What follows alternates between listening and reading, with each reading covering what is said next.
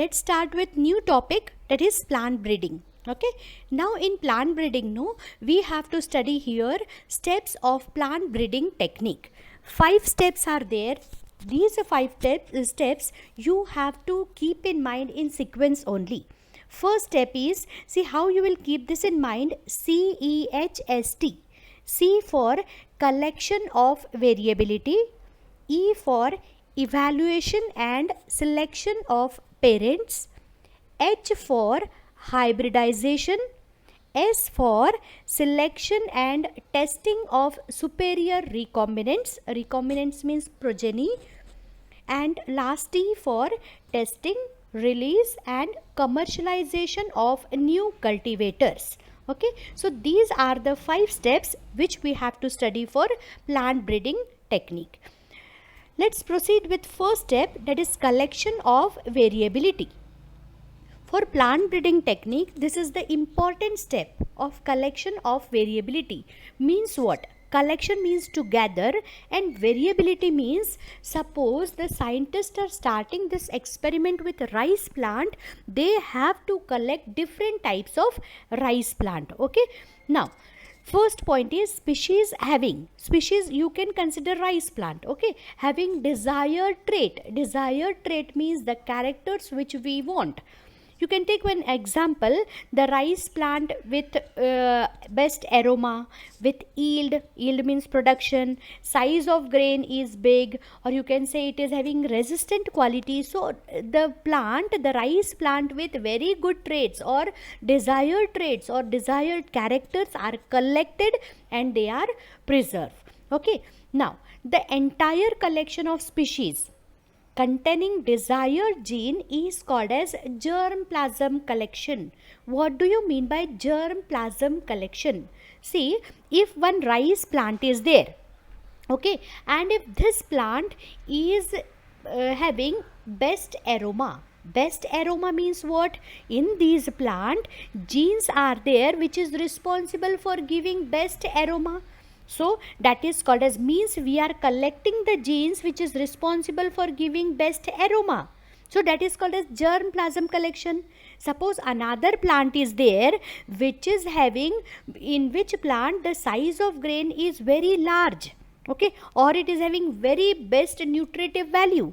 So it means size of the grain is big, means that particular plant, in that particular plant genes are there which is responsible for increasing the size of grain. Okay, so that collection, we are collecting different species, means what? Actually we are collecting in the form of that rice plant, we are actually collecting the genes which are having desired character. Okay, so that's why it is also called as germplasm collection, because actually in the rice plant, in the form of rice plant, actually we are collecting different types of genes which are having desired character. Okay, now germplasm conservation is done in 2 ways. So scientists can do this germplasm conservation or collection in 2 ways. One is in situ conservation and another one is called as ex situ. In situ means you can collect, they can preserve, they can collect from the, or they can collect in the forest area also and in the natural reservoirs also. And ex situ conservation means they can collect, they can preserve this plant in botanical garden, in seed bank means it is man-made conservation, and this is in situ means it is natural conservation. Okay, so you can see from this how the scientists, when the scientists are proceeding with their experiment, they are searching the quality, they are searching the crop which is having the best quality. Okay, they can search, they can store, or they can preserve these plants in the form of plantlets or in the form of seeds. So this is their first step. First step of plant breeding technique is collection of variability, means the scientists are collecting different varieties of plant having desired character. Second step is evaluation and selection of parents. Evaluation means testing. Now see, when the scientists have to proceed with their experiment, they have to test they have to do evaluation. How they are doing the evaluation? We'll take one example. See, if they are proceeding with rice plant, okay, means what they are doing, they are taking one rice plant. Suppose they have taken one rice plant with maximum nutritive value, okay, and another plant, means they have collected many plants with best nutritive value, and in another group they have collected another rice plant which is responsible for giving more production. Okay, so now first category, they have, which category they have collected, that these rice plants are having nutritive value, means they have to test, no, ki yes, if we are saying this group is responsible for nutritive value, means actually they are responsible for nutrition or not. So what they are doing, how they are testing this, they are allowing this plant to grow for 3 generation, for 3 to 4 generation, and this first plant, if after 3-4 generation also it is giving rice, it is showing maximum nutritive value, then this plant is selected as a parent plant. In another group, what character they have taken, they have taken the character of production, suppose yield. Okay, so actually they have to grow these plants for 3-4 generation, and after 3-4 generation they have to see that yes, really this plant is giving best yield or not. Okay, so what they have to do, the collected germplasm, whatever the plants they have collected is evaluated, means is tested to identify plants with desirable character. They have to test those species that really they are having desirable character or not. How they are testing?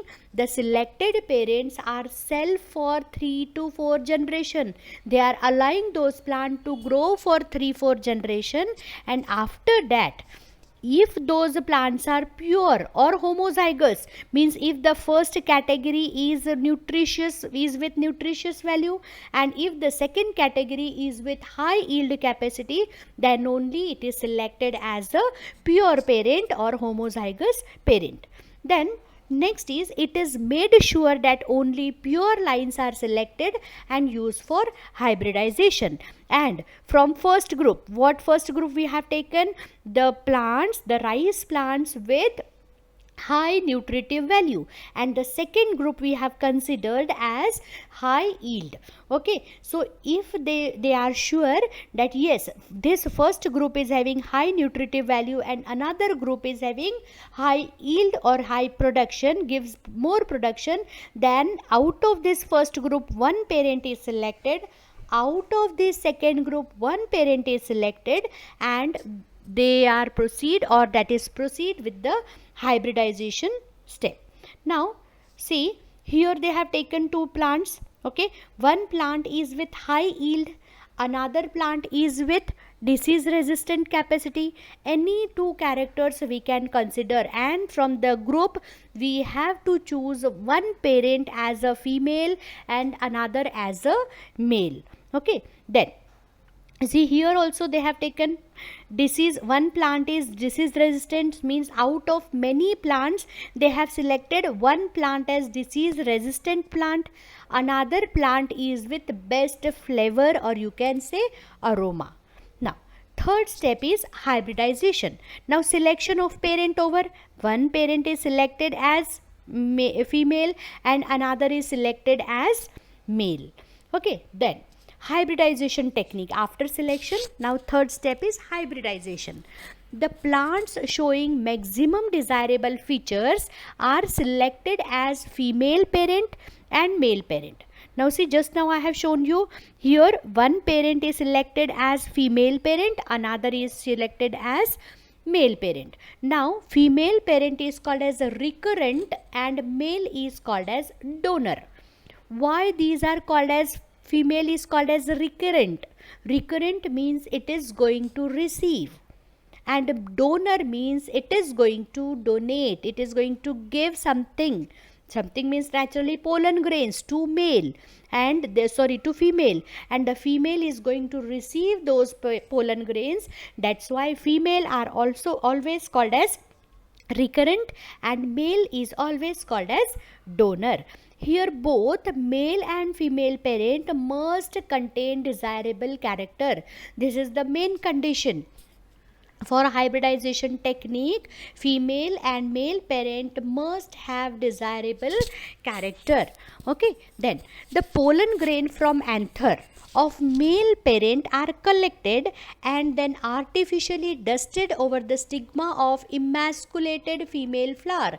Means what? See, this is the female flower. Okay, emasculation is done. Emasculation means, see, this is female. Okay, this is female flower, parent or flower you can say, and this is male. What is done here? With the help of forceps, okay, from the female plant or from the female flower, with the help of forceps, this androecium or you can say anthers are removed. Okay, now after removal what will be there? Only gynoecium is there. Only gynoecium means the plant or the flower becomes a female flower. Then after making this flower as a female flower, this is wrapped or it is covered with polythene bag or paper bag.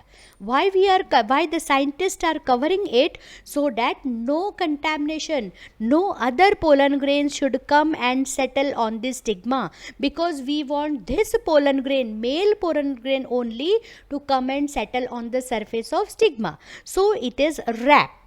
And now see, emasculation is done when the anthers are immature only. Okay, now when the stigma becomes mature, simultaneously anthers are also, or pollen grains are also getting mature. Okay, then what happens? These pollen grains, paper bag is removed and these pollen grains are dusted with the help of brush. It is dusted on the surface of stigma. Okay, then you know what happens. What happens when the pollen grains come and settle on the surface of stigma? Naturally, these stigma will give rise to sugary substance. It will suck, pollen grains will suck water, pollen tube will come, pollen fertilization will take place. Okay, and finally there will be the formation of seed. Okay, once there is the formation of seed, those seeds are collected and those seeds are sown in soil. Those seeds are collected and those seeds are sown in soil. So this technique is called as hybridization technique. Okay, then after pollination, in due course, fruit and seed formation takes place. Seeds are collected and sown in the soil and F1 generation is obtained. You can say progeny is obtained with desired combination. Desired combination means here we have taken two parents. Okay, one is female and another one is male. Female, which quality we have considered? Suppose we have considered female is having nutritive value and male is having high yield capacity. Whenever there is a formation of progeny, no, this progeny will have both the combination of nutritive value also and high yield also. So this is the third step, that is hybridization. Now we'll proceed towards next point, fourth point, that is selection and testing of superior recombinant. Selection and testing of superior recombinant means, see, F1 hybrid plants we got which have the characteristics of both parents. Means you can say best nutritive value also and best yielding capacity also. Now such hybrids are then self. Again, these hybrids means first generation plants with both the characters are allowed to grow for few generations. They are self means no other pollen grains are allowed to settle on them. Self pollination means within the flower only this hybridization, this selfing is done, so that to attain the state of uniformity means F1 hybrid must contain desirable character. See what is done here. Here the F1 hybrid plants are selected. Those plants are self means no other pollen grains are allowed to settle on the surface of stigma of those flower. Only that particular pollen grain will only sit on the stigma. pollination will take place, fertilization will take place, and when they will grow, they will give rise to progeny. Those progeny, their daughters will have the same character whatever the parents are having. So this is the fourth step. Now see, you can see one example. This is one plant with high yield capacity. This is another plant with a disease resistant capacity. When it is crossed, means when hybridization is done, here it gives rise to F1 hybrid. Now see, this F1 hybrid means daughter plant is having the characteristics of both of female plant also and male plant also, means this F1 hybrid is having high yield and disease resistance capability. Now here one more example. See, one parent is having disease resistant capacity, another is with best flavor. When this hybridization is done, see, the daughter plant F1 progeny, F1 generation is having both the character disease resistant also and best flavor also. Now last step is testing, release and commercialization of new cultivators. Now what is this? See, new selected pure lines are evaluated for their productivity and their other features like disease resistant quality, etc. Now see what happens here. The scientists have to grow the F1 hybrid for 3 to 4 generation again to test that whether this F1 hybrid is having both the qualities or qualities of both the parents or not. Okay, then after testing this, how they are testing? They actually know in two ways that they are doing the testing.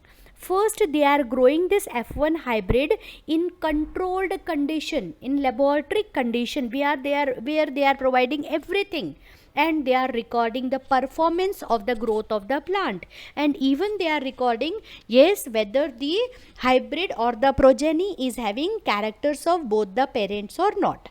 Okay, then after growing the plants in controlled condition, they have to grow, or they are growing the plant in natural fields. Okay, at least for 3 to 4 generation. Suppose the rice is there.